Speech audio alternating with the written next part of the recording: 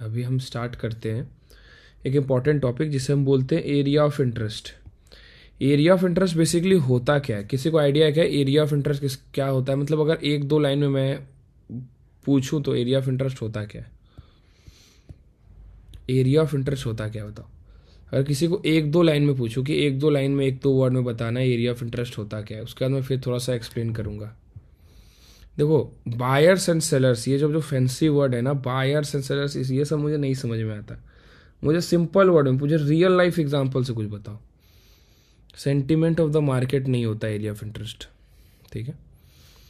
Sentiment of the market नहीं होता जहाँ एग्रेसिव बायर्स एंड सेलर्स। मुझे मुझे मैं देखो, हमेशा एक बात रखना, अपने माइंड में कोई भी टॉपिक को इतना क्लियर करके रखना, इतना क्लियर करके रखना, जहाँ पर आप 3 साल के बच्चे, 2 साल के बच्चे जो नए नए सीखते, बोलना और समझना स्टार्ट करते हैं ना, आप उनको समझा सको। फोकस ऑन क्यूरियोसिटी क्या उनको बता पाओगे? एक 4-5 के बच्चे नहीं। बाइंग सेलिंग जोन नहीं। मार्केट का एक लेवल जो बहुत कंसोलिडेट करता है, way to apply all the logics. वही बात है ना, आप लोग इतना ज़्यादा यूट्यूब वीडियो और फालतू चीज़ देख के आए हो ना, मुझे समझ में नहीं आता। आप लोग सिंपल चीज़ में एक्सप्लेन ही नहीं कर सकते। पॉइंट जहाँ पर लास्ट टाइम मोमेंट आया था, ये कोई बात ही नहीं हुई, ये कोई बात ही नहीं हुई।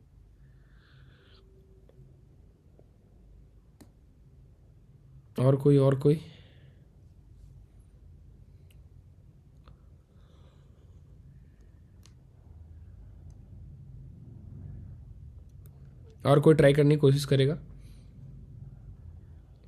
पॉइंट जहाँ से मार्केट का एनर्जी मिलता है, ये क्या इल्यूमिनाटी की बात कर रहा हूँ मैं कि पॉइंट जहाँ से मार्केट को एनर्जी मिलता है? नहीं, लेट्स से मैं थोड़ा समझाता हूँ। मैं समझ गया कि आप लोग कितना ज़्यादा कॉम्प्लिकेटेड चीज़ पढ़ के आए हो। आई थिंक मैं उतना नहीं पढ़ा जितना आप लोगों ने पढ़ा है ट्रेडिंग के बारे में, इसलिए मैं उस कॉम्प्लिकेटेड पॉइंट से तो नहीं समझाऊंगा, सिंपल थोड़ा समझाता हूँ। आपने देखा होगा, जिस शहर में रहते हो हर शहर में दो चीज़ बहुत कॉमन मिलेगा। दो चीज़ बहुत कॉमन मिलेगा हर शहर में। जिस शहर में रहते हो दो चीज़ कॉमन मिलेगा। एक प्लेस जो एक सुसाइडल पॉइंट होगा, सुसाइड पॉइंट होगा। अक्सर सुना होगा ये जगह सुसाइड पॉइंट है, सुना है?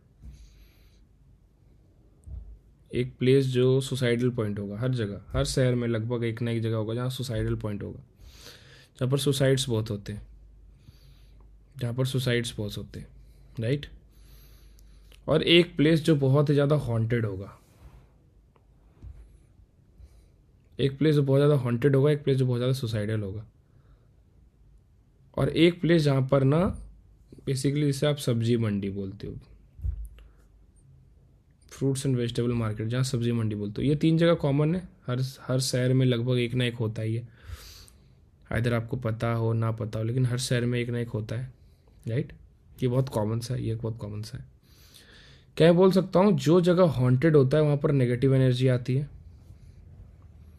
जो जगह हॉन्टेड होता है वहाँ पर अक्सर नेगेटिव एनर्जी आती है, नेगेटिव एनर्जी मूव करता है, राइट? जो बोल सकता हूँ मैं, जहाँ सुसाइड होता है, जहाँ सुसाइडल पॉइंट होता है, इसे नाम क्यों दिया गया? क्योंकि वहाँ पर लोग सुसाइड करते, बहुत ज़्यादा सुसाइड करते, ठीक है? यहाँ पर लोग बहुत ज़्यादा सुसाइड करते हैं, यहाँ पर सुसाइडल थॉट्स आते हैं। आपने अक्सर देखा होगा जब आप जाते हो ना सुसाइड पॉइंट पे, तो वहाँ पर सुसाइडल थॉट्स आते हैं। मैंने अपने लाइफ में बहुत ट्रैवल किया है, बहुत ज़्यादा ट्रैवल किया, और बहुत चीज़ें मैंने फील की, बहुत चीज़ें मैंने देखी है। लेट से मैं एक हिमाचल की कहानी बताता हूँ। हम 3 दोस्त बेसिकली ट्रैवल करते हैं हमेशा, मतलब हमेशा हम 3 दोस्त ट्रैवल करते हैं। तो हम क्या करते हैं, कोई भी स्टेट जाते हैं, लेट से हम हिमाचल गए, तो हम वहाँ पर 2 महीने 3 महीने के लिए बाइक रेंट कर लेते हैं, ठीक है? बाइक रेंट कर लेते हैं और 2-3 महीने घूमते हैं। मतलब ऐसे ही रोड पे घूमते हैं, ऐसे नहीं कि कहीं यहाँ घूम गए, कोई गांव में रह गए, कहीं किधर रह गए, कभी किधर रह गए। हमने लाइफ में आज तक ऐसा नहीं हुआ होगा कि हम किसी शहर गए हैं और वहाँ पर हमने होटल्स लिए होंगे। हम हमेशा प्रीफर करते हैं हॉस्टल लेना। वो 800, 400, 500 रुपये में हॉस्टल मिल जाता है। ऐसा नहीं कि मेरे पास 5 स्टार में नहीं ले सकता या 4 स्टार में नहीं ले सकता, ईजिली ले सकता हूँ। बट प्रॉब्लम यहाँ पर यह है कि हमें एक्सपीरियंस करना होता है। तो जब हम हिमाचल टूर कर रहे थे, 3 महीने का बेसिकली था, और उस टाइम पे ना, अगर कोई हिमाचल, मतलब बहुत क्लोजली जो हिमाचल को जानता है, हिमाचल पे एक जगह है रोहतांग और सोलांग वैली के बीच में एक जगह है। रोहतांग पास और सोलांग वैली की जगह बीच में एक जगह है। और अगर सोलांग वैली के साइड थोड़ा सा जाओगे तो वहाँ पर एक मंदिर है, राइट, एक शिव भगवान का मंदिर है, अगर कोई उधर बहुत डीपली गया होगा तो हर आदमी को ये बोला जाता है ना, हर ट्रैवलर को बोला जाता है जो बाइक राइड करता है, जो भी ट्रैवल करता है, कि आप रोहतांग पास और सोलांग वैली के जो रास्ते में है ना, वहाँ पर जब आप ट्रैवल करते हो तो कोशिश करो कि 8 बजे के बाद नहीं जाने का। 8 बजे के बाद नहीं जाने का, कभी नहीं जाने का, क्योंकि वो जगह हॉन्टेड है। वो जगह हॉन्टेड है, बहुत सारे टूरिस्ट ट्रैवलर्स हैं जो वहाँ पर जिनका डेथ हुआ है, तो वो जगह हॉन्टेड है। तो हमें क्या था, देखो जब आपका एज कम होता है ना तो आपके अंदर चुल भी ज़्यादा होता है, राइट। और आप सोच रहे हो 3 दोस्त जो फाइनेंशियली फ्री हो, जिनके जिनके पास पैसा फाइनेंशियली फ्री हो, और वो ट्रैवल कर रहा हो, इसके घर से कोई कोई कोई कोई भी मनाही नहीं हो, वो क्या करेगा, ऑब्वियसली वो जाएगा। तो हम वहाँ पर लगभग 11 बजे क्रॉस कर रहे थे, 11-12 बजे के बीच क्रॉस कर रहे थे। हमने बहुत वियर्ड चीज़ एक्सपीरियंस किया, राइट, हमने बहुत वियर्ड चीज़ एक्सपीरियंस किया, बहुत वियर्ड चीज़ एक्सपीरियंस किया, जो हम किसी को बताते हैं तो शायद वो विश्वास भी नहीं करते। हमने उत्तराखंड में एक्सपीरियंस किया, हमने हिमाचल में एक्सपीरियंस किया, हम जब कश्मीर ट्रैवल कर रहे थे हमने वहाँ एक्सपीरियंस किया, हम जब सिलीगुड़ी में थे वहाँ हमने एक्सपीरियंस किया। तो हमने बोला कि चलो ठीक है, चलो ठीक है, मतलब हाँ एक जगह ये हॉन्टेड जगह है, हम पता नहीं, लेकिन हम यहाँ पर हॉन्टेड जगह पे आ गए थे। तो उस जगह पे ना आपका एनर्जी थोड़ा सा वियर्ड होता है, थोड़ा सा एनर्जी वियर्ड होता है, थोड़ा सा एनर्जी वियर्ड होता है, राइट। उस जगह पे जब आप हॉन्टेड प्लेस पे जाओगे तो आपका एनर्जी को बहुत ज़्यादा नेगेटिव होगा, आपके बॉडी में पता चलेगा कि नेगेटिव एनर्जी फ्लो हो रहा है।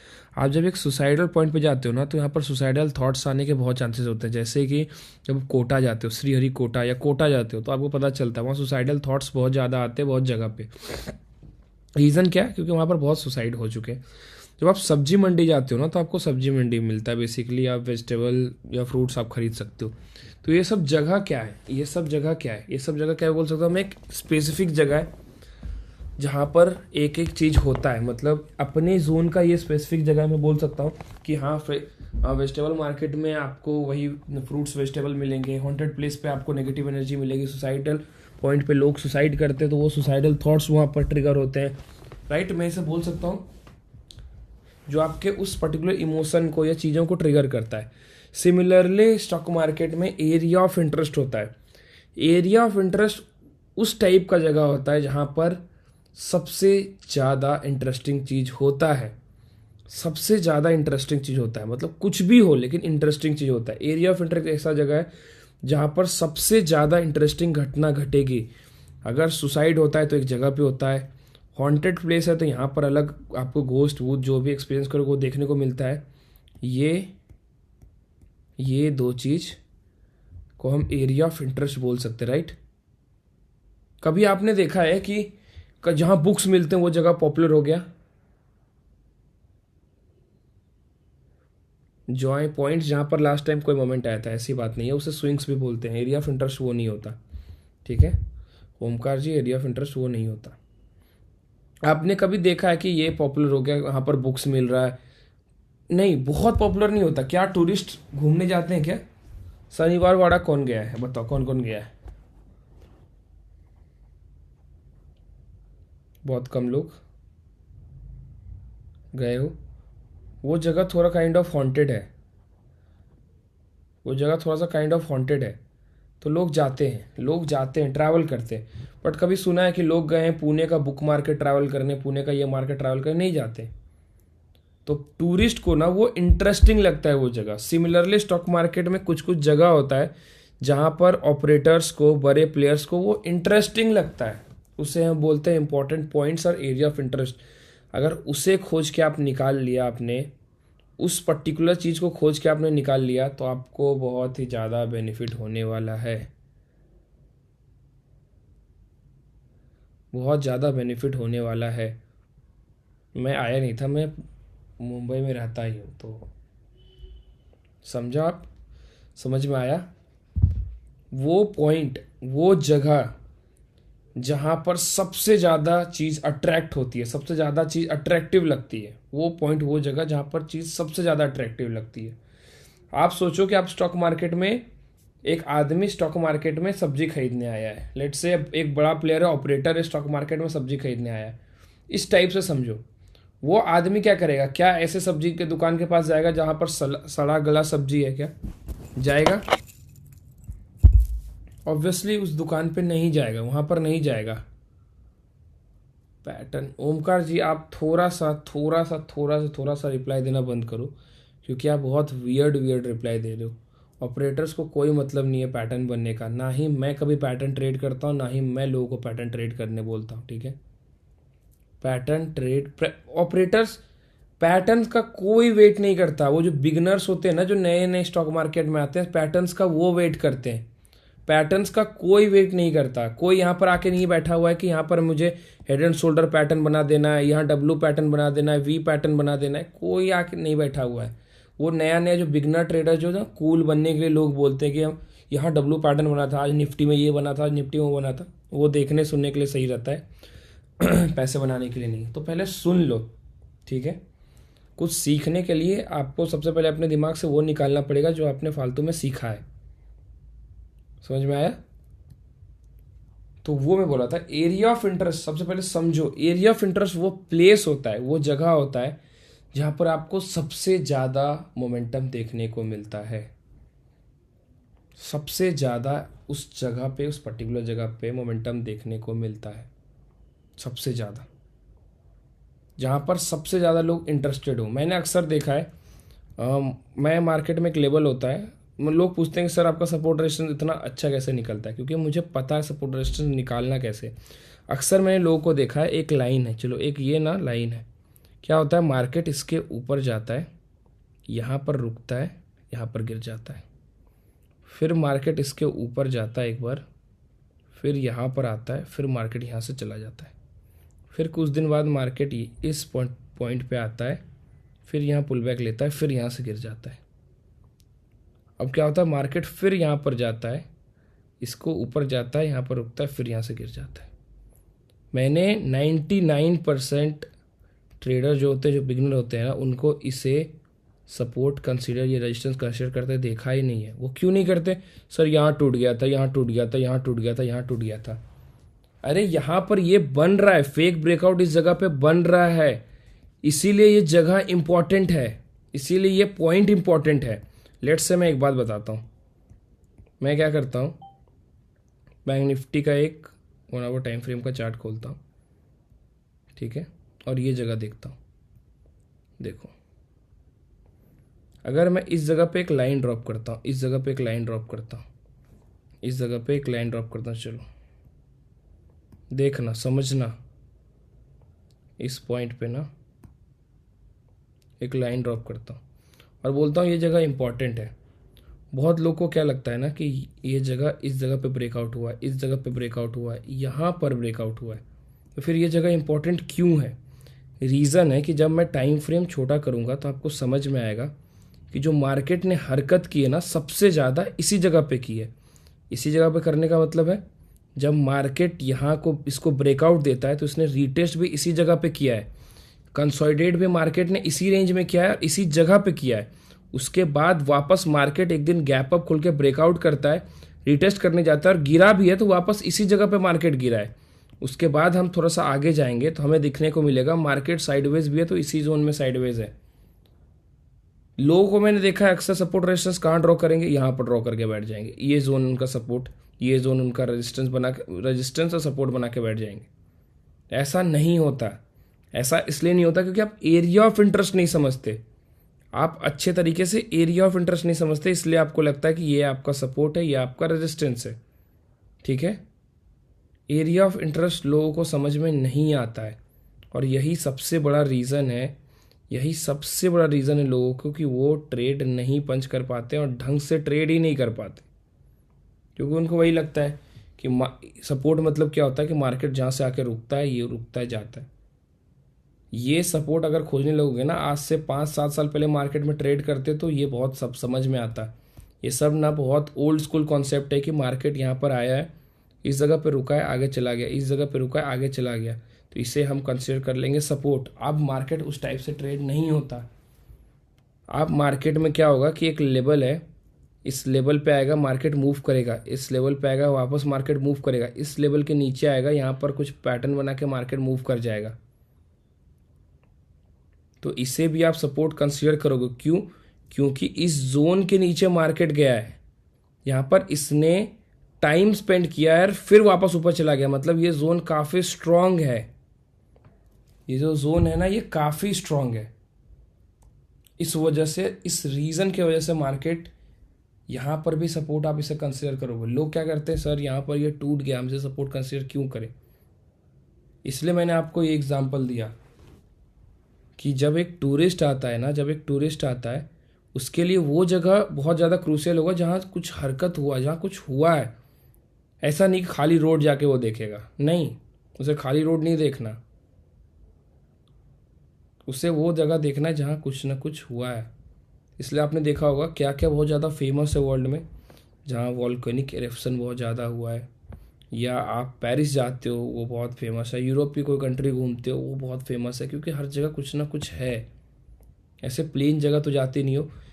कजाकिस्तान सबसे कम ट्रैवल कर, बहुत कम ट्रैवल करने वाला देश है, इधर के मामले में बहुत कम, कोई नहीं जाना चाहता है कजाकिस्तान। रीज़न क्या है? क्योंकि कजाकिस्तान में कुछ है ही नहीं। एक तो एक्सट्रीम ठंडा, और कुछ नहीं है, दूर दूर तक कुछ नहीं है। 70-75% लैंड ऐसे बंजर पड़ा है, कुछ भी नहीं है, इसलिए लोग वहाँ ट्रैवल करने नहीं जाते। कजाकिस्तान का अगर टिकट देखोगे ना, तो कभी कभी ऐसा होता है कि आपको 55,000 का टिकट जाने का लगेगा, 55,000 1 लाख रुपए आने का लगेगा। समझ में आ रहा है? तो एरिया ऑफ इंटरेस्ट समझना मार्केट में बहुत इंपॉर्टेंट है। सपोर्ट एंड रेजिस्टेंस आप मार्केट में नहीं खोजते हो, आप मार्केट में खोजते हो एरिया ऑफ इंटरेस्ट, जहाँ पर मार्केट सबसे ज़्यादा हरकत कर रहा है, जहाँ पर मार्केट सबसे ज़्यादा मूव कर रहा है, जहाँ पर मार्केट सबसे ज़्यादा इधर उधर कर रहा है,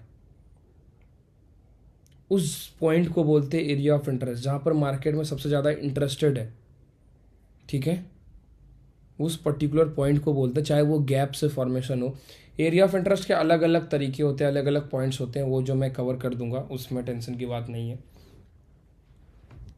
वो जो गैप्स होते हैं, वो जो आपने अक्सर देखा होगा, मार्केट 300 पॉइंट, 400 पॉइंट, 200 पॉइंट ऊपर खुल रहा है, नीचे खुल रहा है, उसे हम बोलते हैं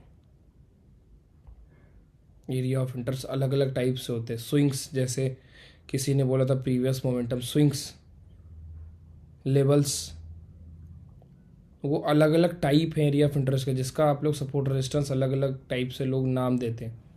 बट अल्टीमेटली आपको खोजना क्या होता है, वो जगह। लेट से मैं एक बात बताता हूँ, आपने एक चोर पकड़ा, ठीक है, आपने एक चोर पकड़ा, आपको पता चला उसका बहुत ज़्यादा गैंग है, वो एक बहुत अच्छे खासे गैंग में ट्रैवल करता है, गैंग है उसके पास।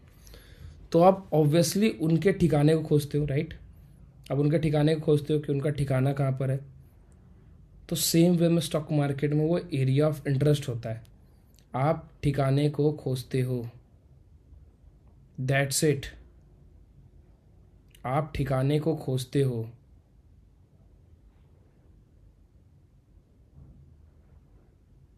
समझ में आ गया? आप अगर प्रॉपर ठिकाने को खोज लोगे तो आपको बहुत लोग मिल जाएंगे वहाँ पर उसी टाइप से, अगर नहीं खोज पाओगे तो नहीं मिलेंगे।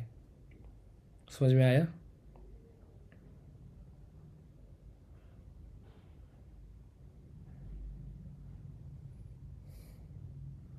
आज मैं क्लासेस लेने वाला नहीं था, और क्लासेस में आज लोग भी बहुत कम ज्वाइन हुए, क्योंकि 90% लोगों ने ऐसे मैसेज कर दिया था कि सर आज क्लासेस मत लो, आज वीकेंड्स है।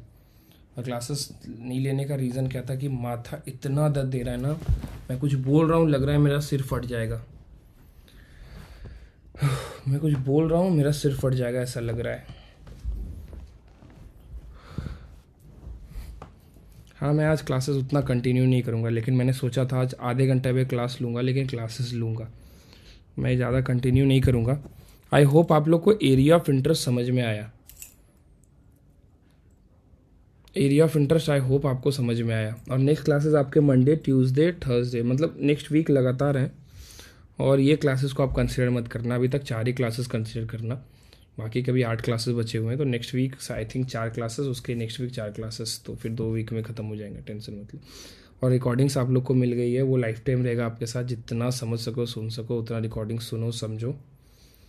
और हाँ, जस्ट नॉर्मल एक बात बताता हूँ, किसी को पता है कि वर्ल्ड में सबसे ज़्यादा घोस्ट प्लेस कहाँ पर है?